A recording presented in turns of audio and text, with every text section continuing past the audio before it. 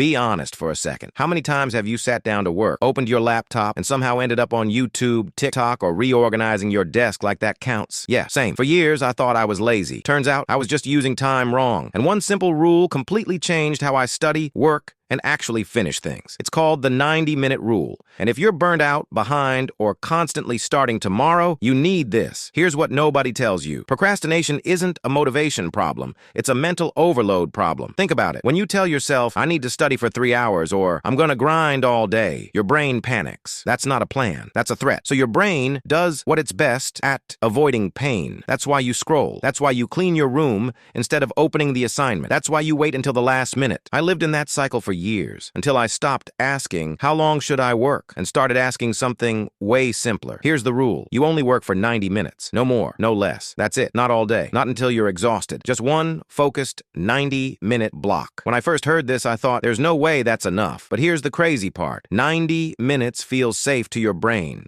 And that's why it works. Your brain works in natural focus cycles called ultradian rhythms. Basically, you're designed to focus deeply for about 60 to 90 minutes. Then you need a break. When you push past that, your brain rebels. So when you say, I'm just going to focus for 90 minutes, your brain goes, okay, I can survive that. No panic, no resistance. And once you start, momentum kicks in. Most of the time, starting is the hardest part. The 90-minute rule makes starting feel doable. And that's everything. Let me make this real. Imagine you've got an exam next week. Notes everywhere. You're behind. You feel guilty for even taking breaks. Old you says, I need to study all night. I'll start after one more video. And just like that, nothing happens. New you says, I'm doing one 90-minute session, that's it. You sit down, phone in another room, timer on, and suddenly, you're not overwhelmed anymore. You're present. You're not thinking about tomorrow. You're not thinking about everything you haven't done. You're just working. And that one session turns into actual progress. Not perfection, progress. Enough progress to feel lighter. Enough to make starting again easier tomorrow. Here's how to do it properly. This part matters.